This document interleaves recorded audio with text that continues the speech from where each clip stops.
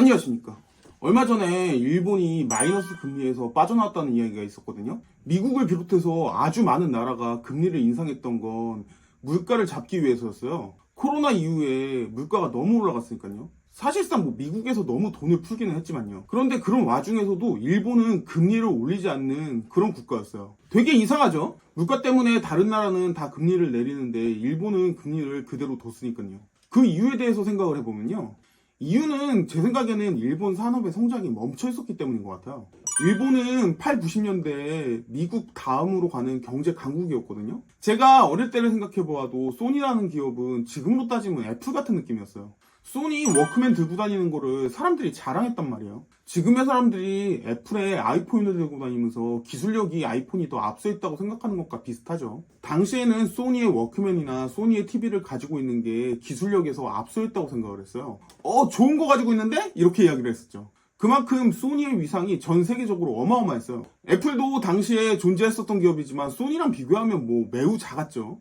우리나라 삼성과 LG 같은 경우에도 소니가 경쟁 상대로 인식하지도 않았어요. 그냥 부품 만들어주는 회사 정도로 생각을 했거든요. 그러던 소니가 망해갔죠. 지금은 진짜 당연하게도 삼성전자가 소니보다 커요. 2000년대에 들어서면서부터 소니는 여러 경쟁 상대와 밀리면서요. 10년 동안 적자를 기록하게 돼요.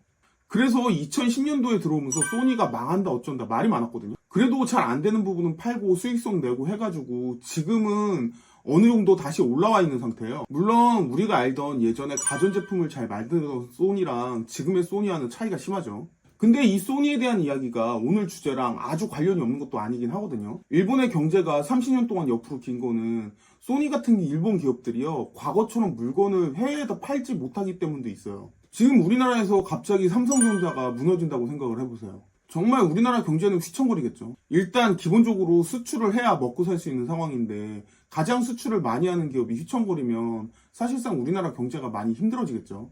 사실 생각해보면 좀 많이 아찔해요.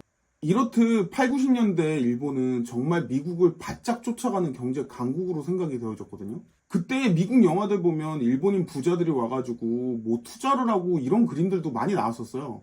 저 어렸을 때는 우리나라에서 일본에 넘어가서 잡일하면서 돈 벌어서 우리나라 가족들을 먹여 살리는 사람들도 있었거든요.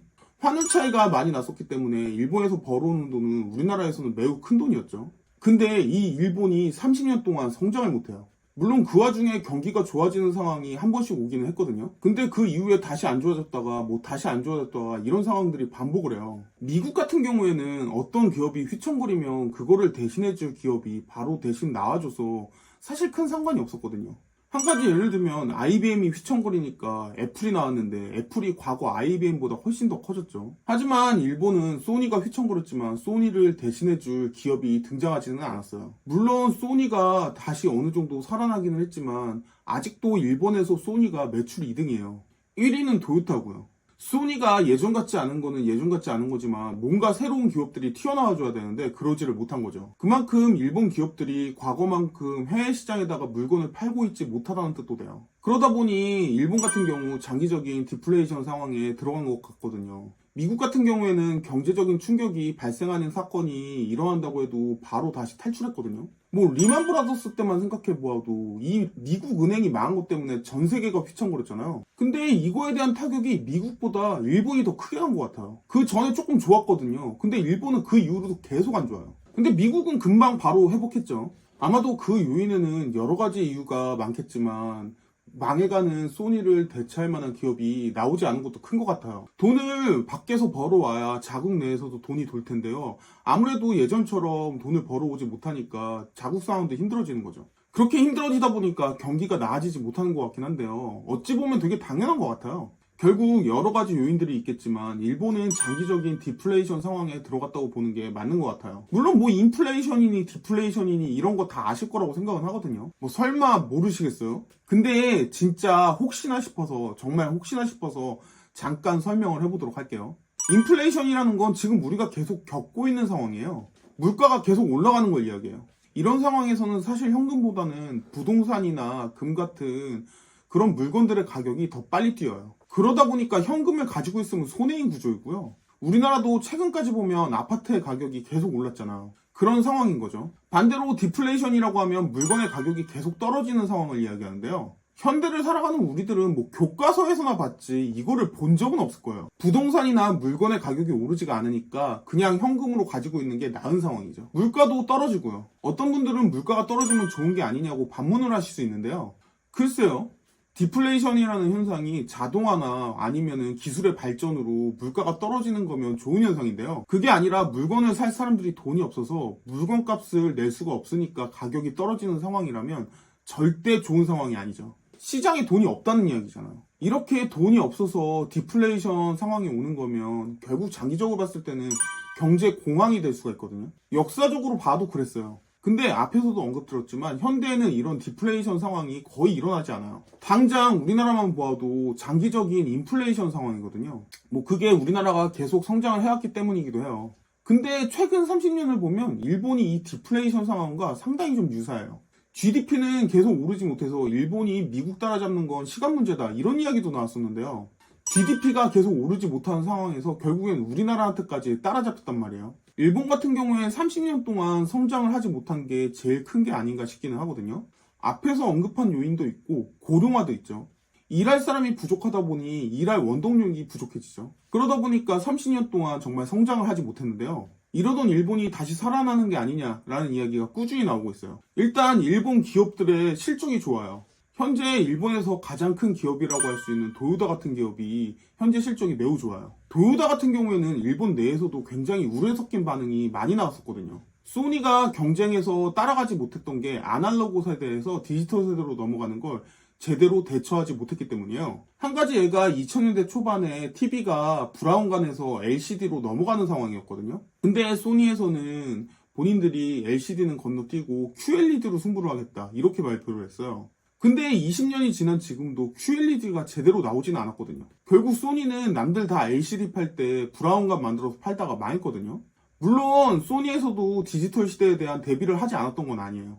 CEO가 바뀌면서 경쟁력을 강화한다고 하면서 이것저것 바꿨는데 그게 망하면서 결국엔 많이 힘들어졌죠. 그러다 보니 삼성과 LG한테 뒤처지게 되었는데요. 뭐 자세한 이야기는 소니한테 해볼게요. 근데 이번에 도요타도 상황이 비슷하거든요. 도요타 하면 하이브리드 기술이 전 세계 최고예요. 우리나라에서는 독삼을 정말 많이 타고 좋아하지만요. 전 세계적으로 보면 도요타의 매출이 독삼보다 높아요. 하이브리드 기술에서 경쟁업체를 압수했기 때문인데요. 문제는 지금 상황이 전기차로 넘어가 있는 상황에서 도요타는 전기차를 따라가지 않았거든요. 계속 하이브리드를 고집했단 말이에요. 이거 좀 소니 때랑 비슷하죠. 그러다 보니까 과거의 소니 사례를 이야기하면서도 국민들까지도 도요타를 굉장히 걱정했거든요. 도요타 망하면 뭐 상황은 뻔하죠. 근데 웬걸요? 시장 상황이 아직까지 전기차로 완전히 넘어가고 있지 못해요. 아직까지는 내연기관 자동차들이 엄청 많이 팔리고 있고요. 그러다 보니 하이브리드에서 앞서 있는 기술력을 가지고 있는 게 도요타잖아요. 도요타의 판매량이 엄청 많았어요. TV와는 조금 상황이 달라요. LCD랑 브라운관은 무조건 LCD가 더 편하고 좋았거든요. 근데 지금 내연기관차랑 전기차는 조금 달라요. 일단 전기차는 배터리 충전이 오래 걸린다는 단점도 있고요.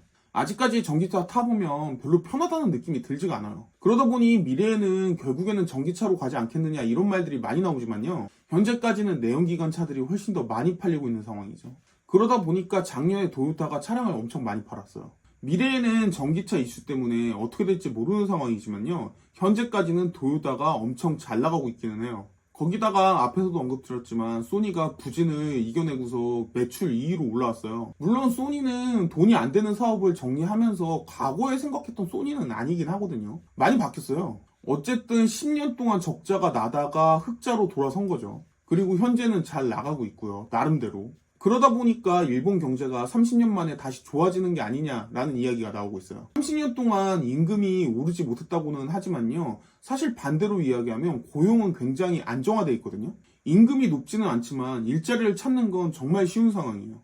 앞에서도 말씀드렸지만 도요타가 아직 잘 나가고 있고요. 일본 기업들의 실적도 좋아요. 그리고 코로나 때 워렌 버핏이 일본에 투자를 하기도 했죠. 그러다 보니까 오래된 침체기를 끝나고 일본 경제가 살아나는 게 아니냐 그런 이야기가 나오고 있거든요. 근데 이런 일이 30년 동안 없던 게 아니에요. 30년 동안 이제는 끝난다, 이제는 끝난다 이런 이야기가 굉장히 많이 나왔었죠. 중간중간 좋을 때가 있었으니까요. 다만 조금 좋아지다가 안 좋아지고 조금 좋아지다가 안 좋아지고 이런 걸 반복했을 뿐이에요. 그러다 보니까 지금 일본 자체에서도 굉장히 신중하게 조심스럽게 이야기를 하고 있다고요. 조금 좋아지고 있는 것도 사실이고, 그리고 부정적인 면도 있다 보니까 신중한 거겠죠. 근데 제 생각에는 아직 일본 경제가 살아났다고 이야기하는 건 조금 시기상조가 아닌가 싶어요. 일본도 우리나라처럼 수출이 잘 돼야 되거든요. 기본적으로 수출해서 먹고 사는 나라잖아요. 근데 아무리 생각해도 도요달의 미래를 좋게 보기는 힘들어요. 전기차에서는 확실히 뒤처져 있거든요. 그렇다고 AI 기술이나 요즘에 이야기하는 첨단 기술에서 일본이 앞서 있다는 이야기를 들어본 적도 없어요. 그러다 보니까 아무래도 아직은 조금 더 지켜봐야 되는 단계가 아닌가 그런 생각이 들어져요.